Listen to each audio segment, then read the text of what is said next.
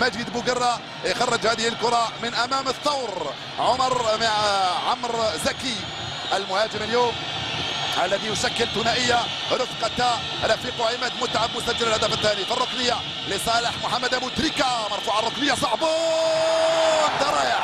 انت رائع يا ايها الرائع، ممتاز شوشي، خلاص دخل في المباراه فوزي شوشي، كنتم خائفون عليها لا تخافوا.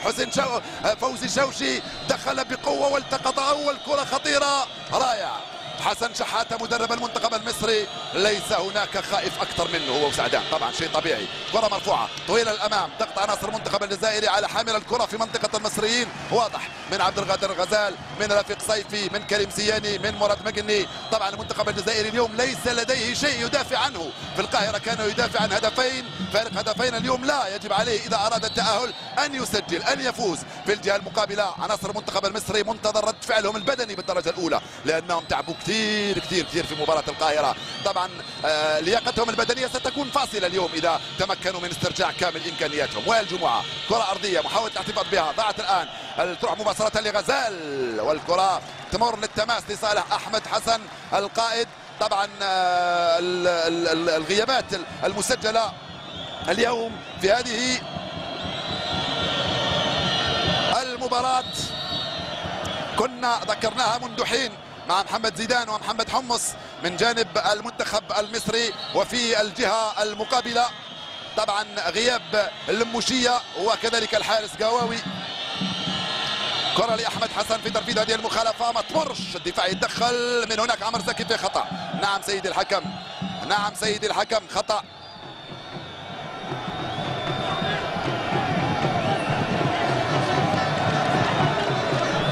تدخل الدفاع هنا ولصالح فوزي شوشي.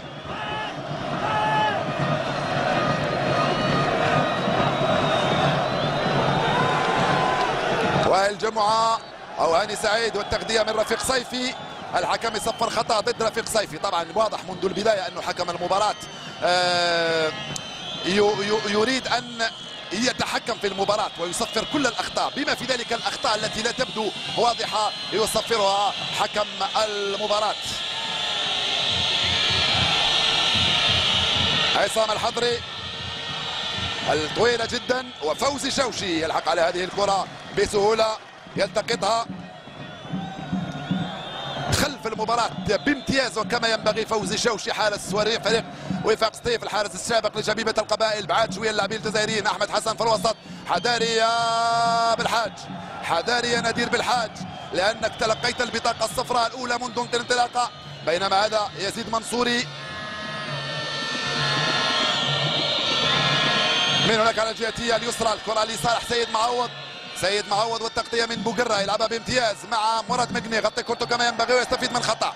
طبعا الفرق كبير جدا اليوم بين اليوم وبين السبت الماضي، لأن الجزائر لعبت بمهاجم لا واحد، مما سمح المجال لسيد معوض وأحمد المحمدي بالصعود كثيرا ومساعدة المهاجمين وتوزيع كرات كانت خطيرة. اليوم الأمر مختلف ب4-4-2. صيفي ممتازة يوصلها من هناك لغزال، والتغطية عن طريق هاني سعيد يخرج هذه الكرة. مرتبك جدا هاني سعيد، لو تلعبون عليه في الوسط، وكذلك على وائل جمعة، دفاع ثقيل جدا بالنسبة للمنتخب المصري اللي يلعب بثلاث مدافعين في وسط الدفاع. ممتازة الكرة من هناك على الجهة اليمنى، تصل بالراس، البحث عن غزال، ترجع لنادير بالحاج، نادير بالحاج يلعبها ثنائية ممتازة، ترجع له، التسديدة من نادير بالحاج. الكرة فوق المرمى، ثنائية كانت ممتازة بين نادير بالحاج وكذلك عبد القادر غزال في أول كرة خطيرة.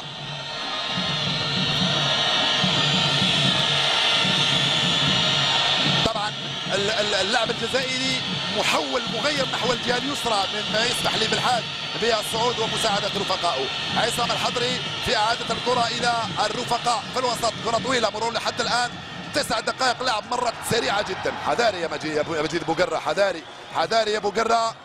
شوشي وصلها مباشرة لمجيد بوقرة من هناك على الجهة اليمنى، المدافع جلاسكو رونجرز. زيد يا بوقرة يوصلها، لا ما توصلش لكريم زياني، وننطلق عن طريق أحمد حسن، محاولة المراوغة من هناك على الجهة اليمنى. فتو سيد معوض وخرجت مباشرة للتماس. مبادرة متبادلة، ليس هناك فريق يدافع وليس هناك فريق يهاجم. طبعا الربع ساعة الأول مهم جدا بعدها سيدخل اللاعبون في المباراة تماما وينقص الخوف. ولا فرصة لحد الآن شاهدنا في وسط الميدان. الكرة عند حسن يبدأ يبحث عن الكرات الطويلة مباشرة ناحية غزال وصيفي بعيدة. يا حسن يا يبدأ، ليس هكذا، ليس هكذا تؤكل الكتف، وليس هكذا نلعب الكرات الطويله مع البدايه. وائل جمعه في الوسط، شوف ضغط اللاعبين الجزائريين، حذاري من ممتازه ممتازه من محمد ابو تريكه. احمد حسن ضاعت له الكره، تروح مباشره في الوسط. يا كريم يلحق على هذه الكره هايله ممتازه لغزال، يلعبها في الغط مع حسن يبدا. حسن يبدا دائما عنده الكره، حسن يبدا يطلبها غزال توصلوا او كريم زياني او ممتازه. هايله من مقني مراد، تبقى عنده الكره مقني. يا سيدي الحكم، لا لا لا لا ممتازه ممتازة من مقني بعد الكرة الأولى الخطيرة من محمد أبو تريكة على الجهة اليسرى. سيد معوض، كرة طويلة والتغطية. جاتوزو الجزائر ينقذ الموقف، تلعب في الوسط ناحية غزال، بجنبك حسن يبدأ. غزال دائما تبقى عنده الكرة، يلعبها ضاعت من مراد مقني. يا غزال الكرة من مراد مقني، ضاعت هذه الكرة. هاي المراوغة الأولى ثم الثانية، الاحتكاك الكبير، ثم الثالثة من أمام زوج لاعبين والتدخل من دون خطأ. نعم من طرف المدافع عبد الظاهر السقا ينقذ الموقف. كرة على الجهة اليمنى ناحية وائل جمعة. وائل جمعة يلعبها في الوسط لمحمد أبو تريكة اللي يحمل اليوم رقم 5. محاولة الاحتفاظ بالكرة من جانب المصريين، شيء طبيعي، طريقتهم معروفة هكذا. اللاعبين المصريين يريدون هذا الريتم، الجزائريون من دون نرفزة لازم لكم رتم آخر. كرة على الجهة اليمنى مع أحمد المحمدي، يلعبها بالراس مباشرة ناحية اللاعب الوسط أحمد فتحي. خرجت، نعم خرجت الكرة مباشرة للتماس. وسط الميدان أحمد فتحي الارتكازي مع أحمد حسن في هذه الكرة بمساعدة محمد أبو تريكة، يلعب في وسطهما، وهذا هو رابح سعدان المدرب الوطني الجزائري. لا بأس أن أذكركم بأنه كان دائما في المناسبات السعيدة للكرة الجزائرية في دفع من الحكم من الخلف، حكم ما يقول ولا شيء. أحمد حسن مع غزال، ترجع مباشرة صيفي، ما شاهدناش كثيرا، ممتازة مع وائل جمعة، تسترجع من طرف منصوري يزيد. منصوري هيلا لمراد مقني، لا ما كان ولا شيء، لا يا مراد حذاري. سيد معوض ممتازة من هناك على الجهة اليمنى ناحية متعب. جاتوزو ينقذ الموقف. هايل يا حليش بامتياز، يخرج هذه الكرة من أمام عماد متعب. صيفي ما يتمكن من هذه الكرة. أحمد حسن يرجع تماما للخلف مباشرة ناحية هاني سعيد في وسط الدفاع. أحسن التحكم في الكرة من جانب المصريين، ولكن في مباراة من هذا النوع الأفضلية ليست في من يتحكم في الكرة، الأفضلية لمن يتمكن من استغلال أول كرة وثاني كرة وثالث كرة. هكذا هي كرة القدم، كرة ترجع للخلف. اللاعبين الجزائريين في وضعيتهم التي خططوا لها هي هكذا. صيفي وغزال في متابعة الآن وائل جمعة، كرة في الوسط، تدخل ممتاز عن طريق نادر بالحاج. حذاري لا مش بالحاج، اعتقد من عنتر يحيى، يتدخل هنا من امام عمرو زكي. الحكم هذه المرة ينذره شفويا، تدخل قوي جدا من عنتر يحيى. طبعا الإرادة لا يمكن أن نتحدث عن إرادة اللاعبين فوق أرضية الميدان. ليس هناك من ليس له الإرادة الكافية، ليس هناك من لا يلعب ب100%، إن لم أقل ب200% في هذه المباراة. وائل جمعة يلعبها على الجهة اليمنى مع محمد أبو تريكة، مرفوعة لعماد متعب، سهلة في الخلف، سهلة في الخلف، تروح مباشرة لفوزي شوشي، يلعبها مع مجيد بوقرة. يجي حسن يبدأ يلعبها له في الوسط. حسن يبدأ لاعب نادي بورتموث الإنجليزي، ثالث مباراة يلعبها.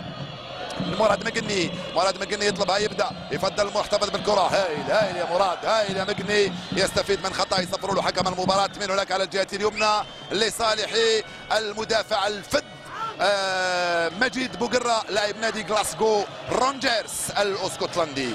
طبعا عائد من اصابه هو وعنتر يحيى وكذلك حليش، كلهم عادوا من اصابات الى بكل اراده وبكل عزيمه وبكل قوه للمشاركه رفقائهم في هذه المباراه وفي المباراه التي جرت السبت الماضي في القاهره.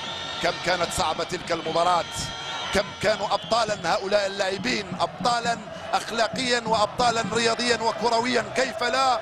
وهو المنتخب الذي كان متأهلا الى المونديال وتلقى هدفا في الدقيقه الخامسه من الوقت بدل الضائع، ومع ذلك خرج من ارضيه الميدان وهو يغني 1 2 3 فيفا الجيري تاملا في هذه المباراه الفاصله. كره في الوسط، غزال مرتبكان، غزال وصيفي، يعني لازم لكم شويه هدوء شويه تركيز من اجل الاحتفاظ بالكره. حسن يبدا من دون عقده، يلعب هذه المباراه اول مباراه يلعبها كاساسي مع المنتخب، يعطينا الانطباع بانه يلعب منذ مده مع مراد مقني وكذلك مع كريم زياني ويزيد منصوري، رباعي وسط ميدان اليوم. كرة في المخالفة خطيرة، ونعرف خطورة اللاعبين الجزائريين في الكرات الثابتة. تذكرون الهدف الذي سجله غزال من الراس، كريم زياني هيدا ما تغلطش. اول كرة ضاعت، اول كرة ضاعت مرفوعة والدفاع. يا سلام، اول كرة ضاعت للنخبة الجزائرية.